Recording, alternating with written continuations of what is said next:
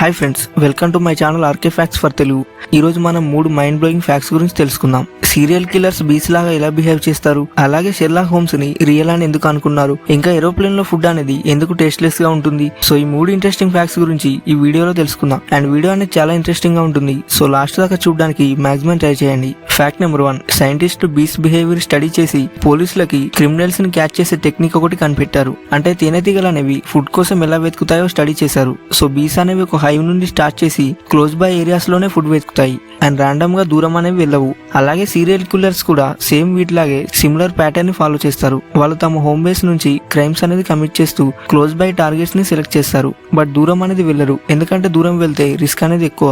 So ఇలా బీస్ behaviour based algorithm ని క్రిమినలాజిస్ట్ డెవలప్ చేశారు. అండ్ పోలీస్ ఇప్పుడు టేక్ యూజ్ చేసి క్రైమ్ సీన్ లొకేషన్స్ ని చాలా ఈజీగా అనలైజ్ చేస్తున్నారు. ఎగ్జాంపుల్, క్రైమ్ జరిగిన స్పాట్ చుట్టూ మ్యాప్ లో ఉన్న ప్రదేశాలు చూసి సస్పెక్ట్ హోమ్ అనేది ఎక్కడుందో జియోగ్రాఫికల్ ప్రొఫైలింగ్ ద్వారా ప్రిడిక్ట్ చేస్తున్నారు. అండ్ ఈ టేక్ అనేది లండన్ అండ్ యుఎస్ లాంటి ప్లేసెస్ లో రియల్ కేసుల్లో వర్క్ చేసింది. సో మీరు ఎప్పుడైనా బీస్ బిహేవియర్ చూస్తే జస్ట్ రిమెంబర్, అవి కేవలం హనీ మేకర్స్ కాదు, క్రైమ్ ఫైటర్స్ లాగా బిహేవ్ చేస్తాయి. ఫ్యాక్ట్ నెంబర్ 2, 2008 లో ఒక సర్వేలో 58% బ్రిటిష్ టీనేజర్స్ షెర్లాక్ హోమ్స్ ఒక రియల్ పర్సన్ అని బిలీవ్ చేశారు. సో ఇది నెక్స్ట్ లెవెల్ షాక్ కదా. నిజానికి షెర్లాక్ హోమ్స్ అనేది సర్ ఆర్థర్ కోనన్ డయల్ రాసిన ఒక ఫిక్షనల్ క్యారెక్టర్. బట్ ఈ సర్వే రిజల్ట్ చూస్తే మాత్రం బ్రిటిష్ టీన్ హోమ్స్ ని రియల్ లైఫ్ హీరో అని అనుకున్నారు. ఈ సర్వే అనేది యూకే టీవీ గోల్డ్ అనే ఛానల్ కండక్ట్ చేసింది. అండ్ 16 to 24 ఏజ్ గ్రూప్ లో 58% మంది హోమ్స్ ఒక రియల్ పర్సన్ అని చెప్పారు. ఇంకో ఫన్నీ ఫ్యాక్ట్ ఏంటంటే 20% మంది విన్స్టన్ చర్చిల్ ఫేక్ అని బిలీవ్ చేశారు. సో ఇలా జరగడానికి కారణం ఏంటంటే షెర్లాక్ హోమ్స్ స్టోరీస్ అనేవి అంత రియలిస్టిక్ గా రాశారు.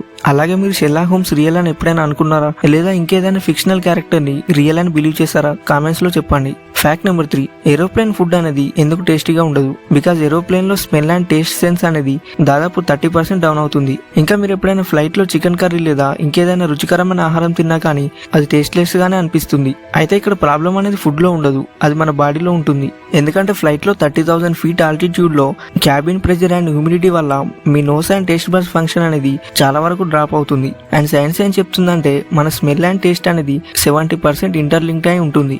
సో నోస్ సెన్సిటివిటీ అనేది డౌన్ అయితే మన టేస్ట్ సెన్స్ అనేది కూడా చాలా వరకు తగ్గుతుంది.